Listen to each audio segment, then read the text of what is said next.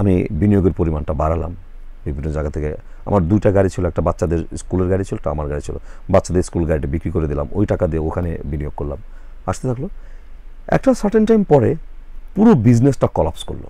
আমার ওখানে 15 থেকে 16 লাখ টাকা। মানে পরিবহন বিজনেস করেছেন? হ্যাঁ, পরিবহন বিজনেস করেছে। মানে যখন আমি সিদ্ধান্ত নিয়েছি যে আমি ইনসিকিউরিটির মধ্যে পড়ে গেছি ফ্যামিলি নিয়ে, তখন আমি পাগলের মতো ব্যবসা কিছু একটা করতে হবে। আমি যখন রিয়েলাইজ করলাম আমার ফ্যামিলি আমার লায়াবিলিটিস, আমি একটি কথা বলেছি, লক্ষ্য করছেন কিনা, আমরা ফ্যামিলির 3 ভাই বোন, আমি সবার ছোট ছিলাম, আমার ফ্যামিলির প্রতি লায়াবিলিটি ছিল না। ওই যুদ্ধটা, ওই জার্নিটা, ওই বোহেমিয়ান লাইফটা আমি করতে পেরেছি, ওটা একটা সুযোগ ছিল। কিন্তু আমি যদি বড় ছেলে থাকতাম, আমার মা বাবা থাকতো, আমার ছোট ভাই বোন থাকতো, আমি ওটা পারতাম না। আমি ঠিক মতো খাবারটা খেতে পারছি না, যার মধ্যে কেমিক্যাল আছে। আমি জানি না এই কলাটা খাওয়া ঠিক হচ্ছে কিনা। এটাকে একটা সুন্দর জীবন বলছেন?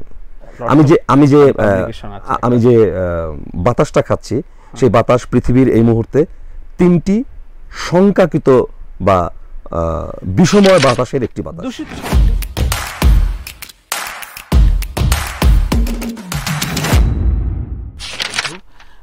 আমি একটু জানতে চাই যে এই পরিচয়, নতুন পরিচয়ের যে ট্রানজেকশন, এটা কেমন লাগছে এবং কিভাবে সম্ভব? একটা মোটিভেশনাল বক্তব্য যদি আমি শুনতে চাই, যে অভিনেতা থেকে ব্যবসায়ী হওয়ার রূপান্তরের গল্পটা কি, কেমন?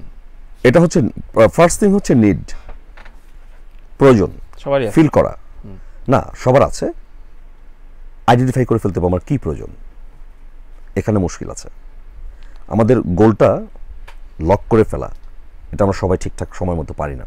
টাকাই নাকি প্রয়োজন, বাকি সব তো টাকা দিয়ে হয়ে যায়? না না না, এখানে একটু আমার মানে ইয়ে আছে যে, ঠিক আছে আমাদের দেশে অনেক অনিয়ম, অনেক কিছু আছে, তার মানে এই না যে টাকা দিয়েই সব কিছু হয়ে যায়। নো, আমি এভাবে ভাবতে চাই না, আমি কখনো ভাবি না এভাবে। যখন আমি ফিল করলাম যে I have to do something otherwise except acting,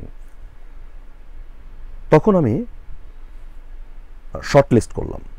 আমি ব্যক্তিগতভাবে খুব গোছানো মানুষ, আমার কাছে লাইফ ইজ ম্যাথ মনে হয়। লাইফটা হচ্ছে অঙ্ক মনে হয় না, ম্যাথই আসলে অঙ্ক। সো আমি দেখলাম যে আমার প্রায়োরিটি কি। আমার কাছে প্রায়োরিটি আমার মা, আমার ফ্যামিলি, আমার স্ত্রী, আমার সন্তান। সেখানে ভালো থাকতে গেলে কি করতে হবে? আমার শুধু অ্যাক্টিং করে হচ্ছে না, তাহলে আমার কিছু একটা করতে হবে। কি করব? আমি আমার বন্ধু বান্ধব, শুভাকাঙ্ক্ষী যারা আছে, প্রত্যেকেরই কিছু শুভাকাঙ্ক্ষী থাকে, দুঃখ বলার, কষ্ট বলার, আনন্দ বলার জায়গা থাকে। সেখানে শেয়ারিং টেয়ারিং করে যে এদিকে আমার খুব ক্যাপিটাল নেই, আমার বিজনেস করতে হবে, কি করা যায়? আমি সকালে প্রতিদিন ফুটবল খেলি 5:30 6টার দিকে উঠে। আমার কল্যাণপুর বাসা, আমার কল্যাণপুর বাসার পাশে কল্যাণপুর গার্লস স্কুল একটা মাঠ আছে, হ্যাঁ, 5:30। আমি ফুটবলার ছিলাম, আমি প্লেয়ার ছিলাম। দ্যাটস ওয়াই ওটা আমি নিয়মিত রাখি, কারণ অভিনয় করতে গেলে এক ধরনের ফ্লেক্সিবিলিটি লাগে, বডির ফিটনেস লাগে, সেটা আমাকে ফুটবল দেয়। আমি নিয়মিত জিম করি না, আমার আর্মস বানানোর কোনো প্ল্যান নাই। তো ওই ফুটবল খেলায় এখানে যারা সিনিয়র তারা ফুটবল খেলে, অলমোস্ট প্রত্যেকেরই খেলার ইয়া ছিল, মানে ব্যাকগ্রাউন্ড ছিল। ওখানে আমাদের একটা বন্ধুর সাথে পরিচয় হয়, যে বন্ধু আমাকে কথা প্রসঙ্গে আলোচনা করতে করতে উনি বলে যে ওনার পারিবারিক বিজনেস ট্রান্সপোর্ট, ঢাকার সিয়া মসজিদ থেকে গাজীপুরের সাম ডেস্টিনেশনে যায়, পাবলিক ট্রান্সপোর্ট ঢাকার মধ্যে। আমি পুরো বিজনেসটা বোঝার চেষ্টা করলাম, ওনাকে বললাম যে আমার এমন একটা বিজনেস দরকার, যে বিজনেসটায় আমি সরাসরি না থেকে আমি অভিনয়টা করলাম, পাশাপাশি যদি কোনো একটা সার্টেন অ্যামাউন্ট আমার প্রতি মাসে আসে। ওনার সাথে আমি বসে উনি আমাকে দেখালেন, দেখিয়ে আমি সেখানে বিজনেস স্টার্ট করলাম। প্রথম মাস, দ্বিতীয় মাস, তৃতীয় মাস, চতুর্থ মাস একটা সার্টেন অ্যামাউন্ট আমার আসতে থাকলো। আমি বিনিয়োগের পরিমাণটা বাড়ালাম বিভিন্ন জায়গা থেকে। আমার 2টা গাড়ি ছিল, একটা বাচ্চাদের স্কুলের গাড়ি ছিল, একটা আমার গাড়ি ছিল। বাচ্চাদের স্কুল গাড়িটা বিক্রি করে দিলাম, ওই টাকা দিয়ে ওখানে বিনিয়োগ করলাম। আসতে থাকলো, একটা সার্টেন টাইম পরে পুরো বিজনেসটা কলাপস করলো। আমার ওখানে 15 থেকে 16 লাখ টাকা। মানে পরিবহন বিজনেস করেছেন? হ্যাঁ, পরিবহন বিজনেস করেছি আমি। সর্বনাশ, কিন্তু জানতামই না। হ্যাঁ, মানে যখন আমি সিদ্ধান্ত নিয়েছি যে আমি ইনসিকিউরিটির মধ্যে পড়ে গেছি ফ্যামিলি নিয়ে, তখন আমি পাগলের মতো ব্যবসা কিছু একটা করতে হবে। কি? আচ্ছা, যখন ওটা ওয়ার্ক করলো না, আমার একটা বন্ধু আছে, বন্ধুর নাম হচ্ছে সিজান। সেটা আমার বন্ধুর মাধ্যমে তার সাথে বন্ধুত্ব। তার সাথে আমি এই কষ্টের কথাটা শেয়ার করছি। শেয়ার করার পর সে বলল, আপনি অন্য কিছু ভাবেন। ফ্যাশনের প্রতি এক ধরনের দুর্বলতা আমার ছিল, এই গার্মেন্টস রিলেটেড বিজনেসের প্রতি। উনি আমাকে বললো ওনার একজন বন্ধু আছে গার্মেন্টস বিজনেস করে, আপনি তার সঙ্গে বিজনেস করেন। আমি বললাম ভাই হতে পারে, এটা আমাকে টানে, আমার এক ধরনের ঝোঁক আছে ওটার প্রতি। ওনার আরেক বন্ধুর কাছে নিয়ে গেলেন, সেই বন্ধু আমাকে বললেন যে আপনি যে গার্মেন্টস বিজনেস করবেন আপনি কি জানেন, কেন করবেন গার্মেন্টস বিজনেস? আমি বললাম ভাই আমি তো কিছু জানি না আসলে। বলে আপনাকে 1 মাস টাইম দেওয়া হলো, আপনি গার্মেন্টস বিজনেস সম্পর্কে জানেন আগে, কি এটা, আপনি কেন করবেন, কেন করতে পারবেন? আমার ইউনিভার্সিটির আমাদের ইয়ারের একটা বন্ধু ছিল বাংলায়, ওর নাম হলো ফয়সাল।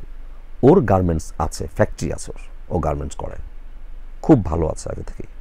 আমি ওর কাছে দৌড়ায় চলে গেলাম, বললাম দোস্ত আমি এইভাবেই প্ল্যান করছি, আমি এটা করতে চাই। ও আমাকে বিষয়গুলি নার্সিং কোটা বোঝানোর চেষ্টা করলো। মানে রকেট সায়েন্স না, তো বোঝা যাবে, ডিপেন্ড করে আপনার আগ্রহ আছে কিনা, আপনি করতে চান কিনা। আমার তো পুরোটাই আগ্রহ আছে, দ্যাটস আমি খুব দ্রুত পিক করলাম যে দিস। আমি 1 মাস পরে ওই বন্ধুর কাছে গিয়ে রিপোর্ট দিলাম যে আমি গার্মেন্ট বিজনেস সম্পর্কে এটা জেনেছি এবং আমি এটা করতে চাই। উনি খুব হ্যাপি হলেন। উনি বললেন যে আপনি পারফেক্টলি করেছেন কিনা সেটা ইম্পর্টেন্ট হচ্ছে যে আপনার যে আগ্রহটা আছে, আপনার যে লেগে থাকাটা আছে, এটা ইম্পর্টেন্ট। আচ্ছা আচ্ছা, ফাইন।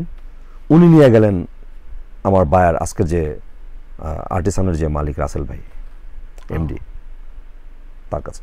উনি আমাকে প্রথম দেখে বললেন যে আমি তো আপনাকে চিনি, আপনার অভিনয় দেখি, আপনার অভিনয় ভালো লাগে এবং অভিনয় দেখে মনে হয় যে আপনি ভালো মানুষ। পরিচয় হলো, কথা হলো, চলতে থাকলো। আমি আমার প্রয়োজনের কথা বললাম, আমার আগ্রহের কথা বললাম, উনি আমাকে রিড করলেন, উনি আমাকে বুঝলেন, তারপর আস্তে আস্তে স্টার্ট করলেন। আমি যতটুকু বছরের জার্নি এই কোভিডের পরে থেকে, লাইক কোভিড শেষ হলো কততে, 19 শুরু হয়ে 20-এর দিকে তো শেষ হলো, 20-এর শেষের দিকে আমি স্টার্ট করলাম। এবং আমি যখন স্টার্ট করলাম তানভীর ভাই, আমি কায়মনোচিত্তে স্টার্ট করেছি, পুরোপুরি নিজেকে নিবেদিত করছি এটার মধ্যে একদম। আমি যদি হ্যাডম দেখাইতাম, আমি যদি স্টারডম দেখাইতাম, তাহলে কিন্তু এটা হতো না। আপনি তো শিশু, রাইট, আমি তো এই বিজনেসের শিশু। আমি ওই নর্মসটাই ধরার চেষ্টা করেছি। আমি অভিনেতা, আমি পপুলার কিনা এগুলি আমি ভুলে গেছি। আমি একজন গার্মেন্টস বিজনেসম্যান হওয়ার জন্য যা যা করতে হয় আমি তাই করেছি। এবং সেখানে আমার সততাটা, আমার আগ্রহটা, আমার অধ্যবসায়, আমার পরিশ্রম, আমার লেগে থাকা, আমি একটা ফল পেয়েছি। তো 4 বছর হলো, 24-এ আমরা কথা বলছি। 4 বছরের জার্নিতে আপনার যে পরিশ্রম দিলেন এবং প্রিভিয়াস যে 20-22 বছর যে আপনার অভিনয় ক্যারিয়ার, রেশিও অনুযায়ী ইয়ারলি আর্ন যে লেবার দেয়, সেটাতে নিশ্চয়ই অভিনয়ের চাইতে বেশি। এটা আপনি মিলাইতে পারবেন না। কেন মিলাইতে পারবেন না? কারণ অভিনেতাটা এই জন্য বলছি, বাংলাদেশে একজন প্রখ্যাত, নামটা বলি যেহেতু পাবলিকলি বলেছেন, আজকে তার জন্মদিন, আনিসুল হক, কথা সাহিত্যিক আনিসুল হক, এইভাবে একটা স্ট্যাটাস নিয়ে তর্ক বিতর্ক চলছে ফেসবুকে। আমরা যখন কথা বলছি তখন বলছে যে এবছর 60 কোটি টাকার বই বিক্রি হয়েছে, 6000 লেখক, এবং গড়ে একজন 10,000 টাকা পেয়েছে। সো 1 মাস যদি রিক্সা চালানো যায় তাহলে, আমি স্ট্যাটাসটা দেখেছি, এর চাইতে মানে প্রায় 1 লাখ টাকা ইনকাম করা যায়। সো নিশ্চয়ই শিল্প সাহিত্যের সাথে রিক্সার এটা মেলাতে পারবেন না। আমি যদি খুব মানে রুডলি এটা জানতে চাই যে ফাইন, লাইফ ইজ বিউটিফুল না, এখন মনে হচ্ছে খুব স্টেবল মনে হচ্ছে, যেটা অভিনয় করতে যায় মনে হচ্ছিল না কখনো।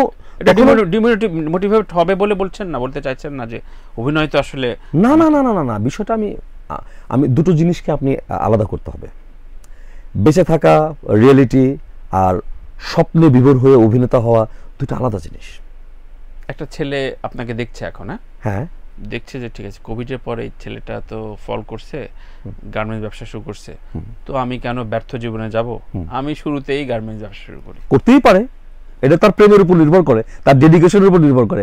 নো আদার ওয়ে, মানে ডাবল শট খেলা যাবে না বস, একটা খেলতে হবে না। আমি একটা শট খেলেছি প্রথমে, আমি অভিনেতা হতে চেয়েছি, অভিনেতা হয়েছে।